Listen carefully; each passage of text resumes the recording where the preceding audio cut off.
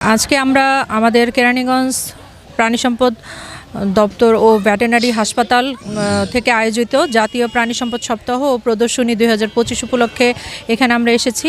তো আমরা প্রত্যেকটা প্রদর্শনী আসলে পরিদর্শন করে দেখছি। প্রদর্শনীগুলো আসলে খুবই সুন্দর।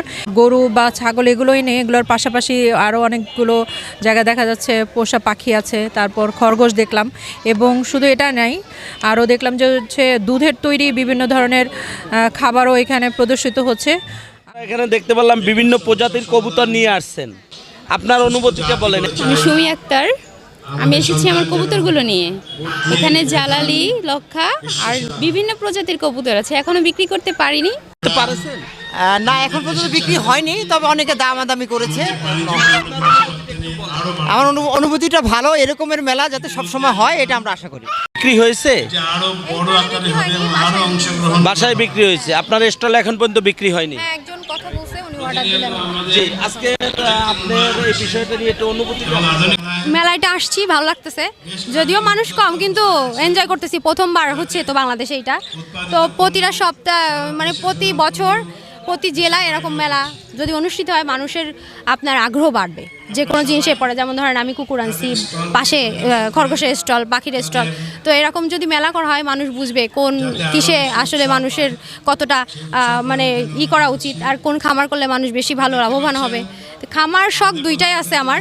নায়াসিনামাইড ও স্যালিসাইলিক সমৃদ্ধ লিলি ফেস ওয়াশ, যা ফেসের ডেড স্কিন সেল দূর করে দেয় দ্বিগুণ ফাস্টার ব্রাইটেনিং। এখানে এসে আমাদের কেরানীগঞ্জের যে বিভিন্ন সাইডের যে বিভিন্ন ব্রিডাররা আছে, যেমন ক্যাটেলে যারা আছে, পোলট্রি সাইডে যারা আছে, সবার সাথে কিন্তু আমাদের একটা মিলন মেলা হয়েছে এখানে। হ্যাঁ, যেহেতু আমাদের এখানে একটা মিলন মেলা হয়েছে, আগে আমাদের যেটা হয়তো কি একটা খামারির নাম জানতাম অথবা ওনার ফোন নাম্বার আছে, ওনার সাথে হাই হ্যালো হয়েছে।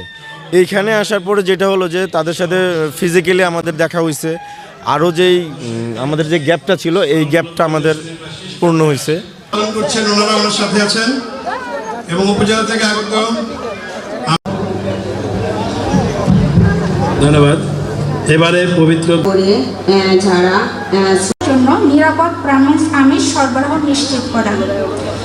পানি পুরস্কার পান বিজয়ী, যার প্রাইজ মান 2000 টাকা, জনাব আসাদুজ্জামান। গণপ্রজাতন্ত্রী বাংলাদেশ সরকারের প্রাণী, মৎস্য ও প্রাণী সম্পদ মন্ত্রণালয়ের সফলতা অনেক।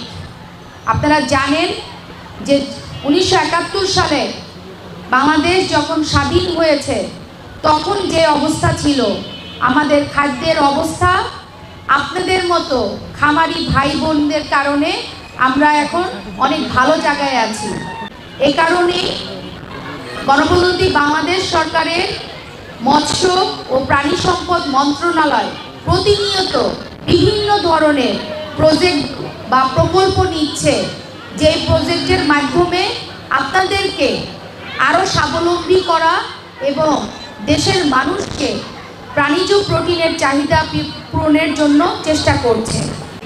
জাতীয় প্রাণী সম্পদ সপ্তাহ উপলক্ষে এবারের প্রতিপাদ্য দেশীয় জাত, আধুনিক প্রযুক্তি, প্রাণী সম্পদে হবে উন্নতি। দেশীয় খাবারটা কিনবো, দেশি মুরগির ডিম খুঁজি, দেশি মাছ খুঁজি, দেশি মুরগি খুঁজি। গরুর মাংসটা কিনলে জিজ্ঞাসা করি যে এটা কি দেশি গরুর মাংস কিনা। এই যে আমাদের দেশীয় একটা পণ্যের প্রতি বা খাবারের প্রতি যে আমাদের আগ্রহ, এটা আমাদের একটা দেশপ্রেম।